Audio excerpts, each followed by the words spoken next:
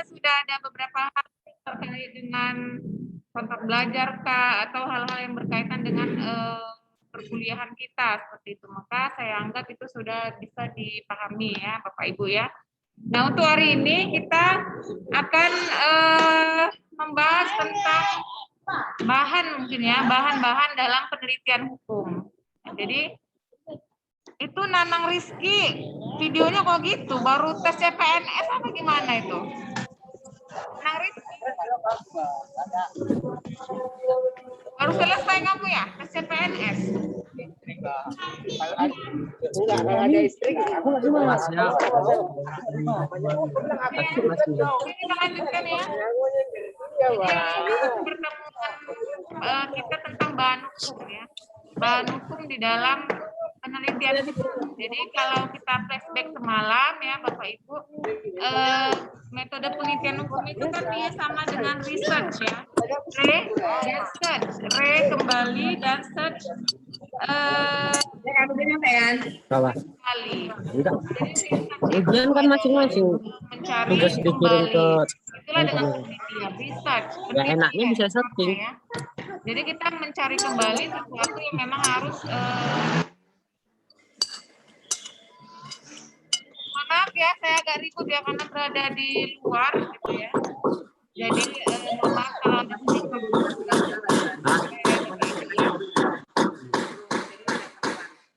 Oke. Baik, saya lanjutkan.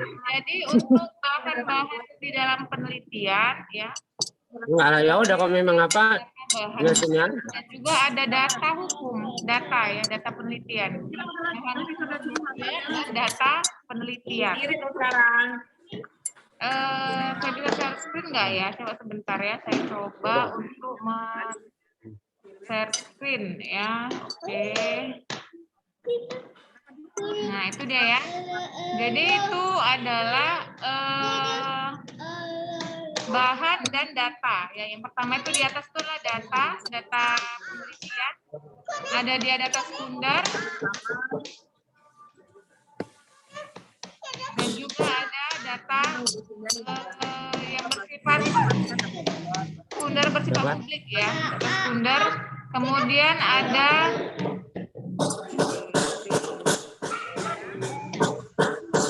bahan hukumnya, bahan hukum primer, dan juga ada bahan hukum tersier. Jadi ada bahan hukum primer, dan yang terakhir adalah bahan hukum tersier. Kalau kita lihat tersier ya Bapak Ibu ya. Poin C paling atas. Nah kita bahas dulu apa sih itu bahan hukum dalam penelitian.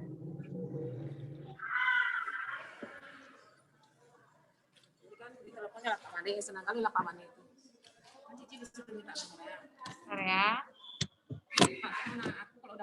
Nah, bahan penelitian hukum ya. Nanti akan saya jelaskan di pertemuan selanjutnya itu ada 2 jenis penelitian. Keluar NK nggak bisa? Di dalam penelitian hukum normatif dan empiris itu dia ada bahan yaitu dia bahan sekunder dan juga bahan hukum tersier dan dia ini juga ada PLN di dalam. Sebenarnya ini data Mana? sekunder yang bersifat pribadi dan ini dia sebenarnya data primer ini ya. Yang bersifat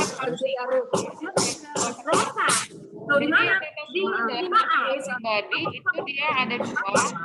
Yang pertama adalah kali dia ingat nggak Cik yang malam-malam tiba-tiba mati lampu hidup lagi mati hidup lagi ada yang masih bersuara ya, coba dimatikan lah. Yuk, coba aku pakai di-unmute dulu ya. Dari mana dia ngambil? Dari kipas angin. Mau buat cok-cokan HP. Manjat dia. Oke, udah ya. Masih ada yang ribut nggak?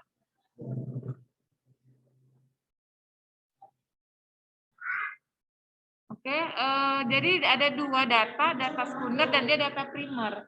Data sekunder bersifat pribadi, dia itu dokumen-dokumen pribadi dan juga data pribadi yang disimpan di lembaga-lembaga. Nah, biasa kalau dia penelitian pakai data, dia itu penelitian lapangan ya atau penelitian empiris. Sebentar ya Bapak Ibu ya. Ya, Bu ya. Ya, Bu.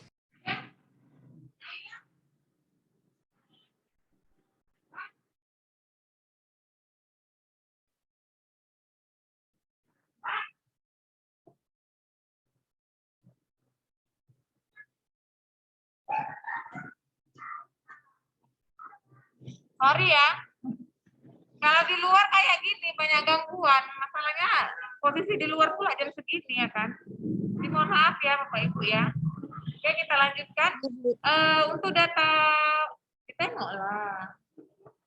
Data hukum sekunder, dia ada hukuman pribadi dan data pribadi yang disimpan di lembaga atau instansi tempat kita meneliti. Jadi data-data itu dia bersifat pribadi. Nah, ini biasanya di dalam penelitian empiris. Nanti ke depan akan saya jelaskan ada dua jenis penelitian, penelitian empiris dan penelitian normatif. Kalau yang empiris dia itu pakai data, walaupun juga dia pakai ini ya bahan-bahan primer gitu ya, artinya undang-undang segala macam. Tapi dia lebih kepada data-data. Kalau dia penelitiannya di lapangan atau empiris. Nah, kalau dia penelitian normatif baru dia pakai bahan-bahan hukum ya, bahan hukum primer, bahan hukum sekunder dan tersier. Kalau normatif. Normatif artinya dia library research atau penelitian perpustakaan gitu ya. Jadi data sekunder itu untuk penelitian empiris ya, dan juga ada lagi jenis lain itu data yang bersifat publik. Nah, ini data arsip, data resmi pada instansi pemerintah, dan juga data-data publikasi lainnya seperti jurisprudensi dari Mahkamah Agung. Ya. Nah, kalau kita wawancara, kemudian kita pakai angket, kemudian juga kita pakai misalnya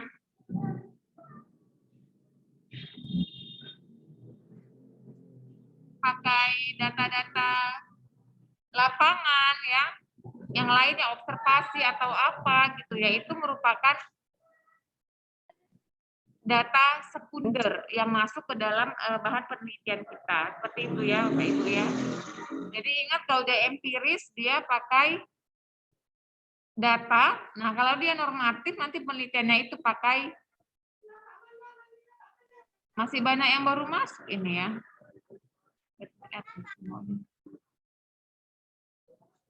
Oke ya. Jadi kalau dia empiris pakai data, nah kalau dia normatif pakai bahan. Jadi ingat aja kalau dia data sekunder bersifat pribadi, dia dokumen-dokumen yang private atau pribadi. Kalau dia bersifat publik, dia itu adalah yang diinformasikan ke seluruh halayak publik gitu ya. Nah, kalau yang empiris, sekali lagi saya katakan dia pakai data penelitian. Nah, kalau Bapak Ibu penelitiannya itu normatif, baru dia pakai bahan hukum. Ya. Bahan hukumnya itu ada 3 jenis, seperti yang ada di slide saya ini ya. Ada dia bahan hukum primer, kemudian juga ada bahan hukum sekunder dan bahan hukum tersier. Ya, ini untuk penelitian normatif. Tetapi tetap ya, bahan-bahan hukum ini juga bisa masuk ke dalam penelitian empiris atau penelitian lapangan. Biasanya banyak kalau dia pekerja, ya, seperti Bapak Ibu ini mungkin pekerja, itu biasanya pakai penelitian empiris. Apa itu penelitian empiris? Nah, kalau penelitian empiris itu dia penelitian di lapangan. Jadi Bapak Ibu itu biasanya ya kalau dia bekerja meneliti di instansi masing-masing. Misalnya dia ada yang bekerja di Kemenkumham ya, maka dia biasa melakukan penelitian, mengangkat skripsinya itu tentang Kementerian Hukum dan HAM ya, atau misalnya dia ada di Satpol PP atau dia di kepolisian gitu ya, atau dia bekerja di mana, di PLN misalnya.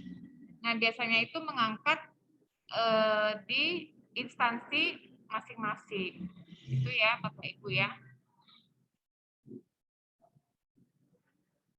Jadi memang untuk penelitian-penelitian para pekerja biasanya dia penelitiannya di lapangan atau penelitian di instansi masing-masing. Nah, mulai sekarang Bapak Ibu udah mulai bisa berpikir mau angkat judul apa ini ya skripsi saya gitu. Misalnya ada yang bekerja di PLN ya, bisa dia menggali apa yang mau di research atau dilakukan penelitian di PLN ya. Misalnya apakah terkait dengan pencurian arus listrik atau terkait dengan kerugian negara di PLN atau apa, atau dia bekerja misalnya di rumah sakit ya, bisa meneliti tentang apa saja, terserah. Makanya kalau udah bekerja keuntungannya itu kita bisa meneliti di tempat kita bekerja dan kita akan menguasainya. Biasanya Bapak Ibu yang sudah bekerja ya itu lebih menguasai substansi penelitian ya, karena memang itu yang dia kerjakan sehari-hari, misalnya seperti yang bekerja di PLN ya kan, atau yang bekerja di kepolisian misalnya. Apa yang dia angkat dan dia teliti di instansinya, dia menguasai secara substansi, tetapi kebanyakan dari Bapak Ibu yang bekerja gagal pada format penulisan. Nah, kebanyakan format penulisannya itu yang sering bersalahan. Yang saya lihat ya dari pengalaman-pengalaman mahasiswa yang sudah saya uji meja hijau seperti itu ya. Jadi Bapak Ibu yang sudah bekerja sebenarnya sudah memiliki keuntungan yang besar karena sudah memiliki instansi, tinggal menemukan idenya aja mau meneliti tentang apa ya. Dan format penulisan ya tinggal bekerja keras lah untuk mau belajar metode penelitian atau membaca bukunya. Dan pastinya adalah mengikuti buku petunjuk pedoman penulisan skripsi dari Pancabudi gitu. Nah, jadi pengalaman memang menunjukkan Bapak Ibu yang sudah bekerja dan mengangkat judul yang sesuai dengan instansi itu bagus secara substansi, ya, tapi selalu salah atau terlalu kacau pada format penulisannya. Ya. Jadi saya harapkan mulai dari sekarang udah dipikirin mau ngambil judul apa, ya kemudian apa yang mau ditulis itu udah dipikirin dan dipersiapkan, ya Bapak Ibu ya. Nah, kita kembali lagi pada bahan hukum. Ya. Kalau dia bahan hukum penelitian, ini dia lebih banyak kepada penelitian normatif. Apa itu penelitian normatif? Nah, kalau dia normatif, penelitiannya itu dia bersifat library research. Artinya yang dikaji di dalam penelitian hukum normatif itu adalah asas-asas, ya, pasal-pasal, hierarki perundang-undangan, kemudian sejarah hukum, ya, itu yang kebanyakan dibahas pada penelitian hukum normatif. Misalnya juga kalau dia tingkat disertasi itu membahas tentang filosofi atau teori, ya. Nah, kalau kita mengangkat yang penelitian hukum normatif, ini pertanyaan-pertanyaan nanti akan lebih berat. Kita mainnya di asas, mainnya di teori, mainnya juga di latar belakang sejarah hukumnya, dan juga akan ditanyakan tentang pasal per pasal dari judul yang kita angkat, serta kaitannya dengan misalnya konstitusi kita apa. Jadi kebanyakan memang kalau dia pekerja itu lebih suka penelitiannya itu empiris dengan menggunakan data penelitian ketimbang dia bahan hukum penelitian atau penelitian hukum normatif. Seperti itu ya Bapak Ibu ya. Jadi bisa dicerna ya. Jadi yang saya sampaikan itu tentang perbedaan sedikit ya, perbedaan penelitian hukum normatif apa, penelitian hukum empiris apa, walaupun nanti pada pertemuan selanjutnya akan saya jelaskan lagi gitu ya. Oke, kemudian di sini ada bahan hukum primer ya. Bahan hukum primer itu ya aturan-aturan hukum kita ya, hierarki perundang-undangan kita mulai dari Pancasila, konstitusi sampai traktat. Artinya ini sumber-sumber hukum ya. Kemudian ada bahan hukum sekunder ya. Bahan hukum sekunder ini dia bahan-bahan yang menjadi tambahan atau penunjang ya. Penunjang untuk bahan hukum primer tadi, dia bisa rancangan peraturan undang-undangan, bisa karya ilmiah para sarjana ya, seperti buku ya, jurnal, proceeding dan lainnya, dan juga hasil-hasil penelitian lainnya ya. Nah, kalau dia untuk bahan hukum tersier ya, ini sebenarnya bahan hukum yang membantu memberikan informasi ya.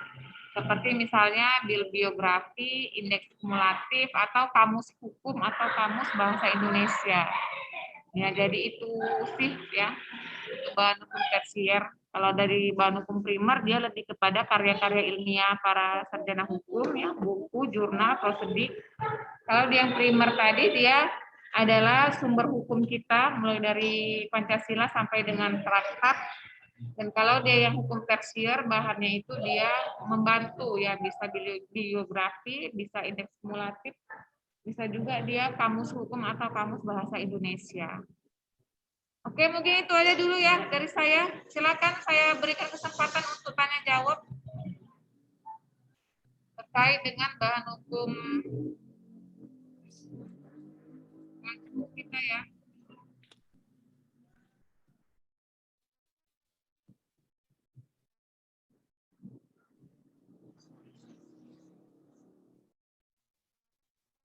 Silakan Bapak Ibu jika ingin bertanya tentang bahan hukum penelitian, yaitu bahan hukum primer, sekunder, tersier, dan juga data penelitian ya, data penelitian sekunder dan data penelitian primer. Oke, saya buka sesi tanya jawab. Silakan jika ada yang ingin bertanya ya.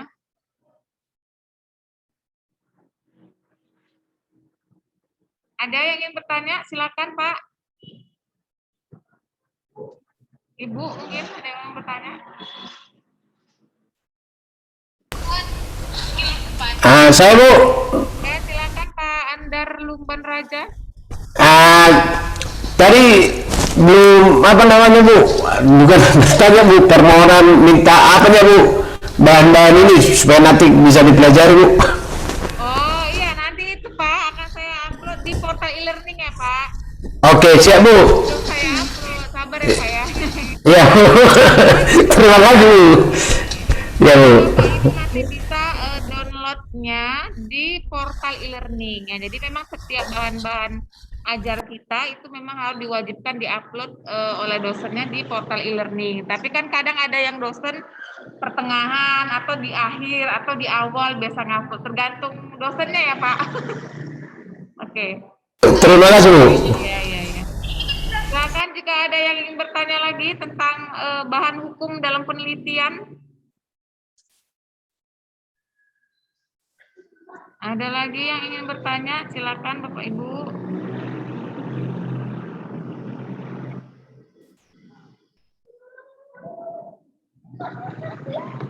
Saya beri kesempatan mau bertanya, misalnya tentang hal lain juga boleh ya terkait dengan penelitian ya, nggak harus bahan hukum penelitian gitu. Pas Bu. Pas ya, oke. Ada yang mau bertanya lagi?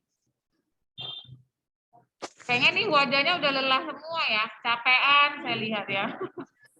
Memang ini namanya juga kelas karyawan ya, artinya memang Bapak Ibu ini udah bekerja, kemudian juga belajar lagi, memang harus diperlukan ekstra tenaga. Jadi memang kalau kita hari Sabtu mau belajar, cobalah upayakan untuk apakah ya minum kopi ya biar nggak ngantuk, atau sebelum mau Zoom itu cuci muka dulu ya, atau mandi segerin dulu ya, jadi biar fresh gitu.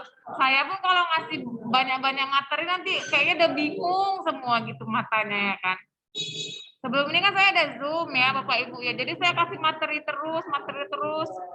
Oh udah ada nama vitamin ini ya. Ya ya Pak Andar ya. Jadi memang harus benar-benar ekstra energi kalau mau belajar itu. Tadi sebelum kelas ini ada kelas lain yang gitu juga, udah lelah semua Bu, kami off-kan video ya Bu, gitu kan. Kenapa? Iya udah ini kali Bu nggak sanggup lagi mau tegolek kata orang. Oh ya udahlah gitu ya. Jadi mau gimana lagi, namanya juga bekerja sambil belajar gitu. Beratnya itu emang di situ ya Bapak Ibu ya, tetapi harus tetap semangat, namanya juga menuntut ilmu itu memang lelah ya, nggak ada yang gampang gitu, tapi kan itu juga untuk bekal kita dan juga untuk menambah wawasan kita ya. Oke, ada lagi yang ingin bertanya? Silakan tentang penelitian hukumnya. Tidak ada, pas. Pak Bu. Baik, untuk bahan hukum saya anggap paham ya. Jadi Bapak Ibu yang mau melakukan penelitian untuk skripsinya nanti, saya sarankan dari sekarang beli minimal 20 buku atau 50 buku lah, nggak usah 20. Minimal 50 buku terkait dengan judul yang Bapak Ibu akan angkat. Misalnya nanti mau ngangkat tentang penelitian perlindungan anak gitu ya. Dari sekarang udah dicicil beli buku tentang perlindungan anak ya. Dibeli bukunya ya, jangan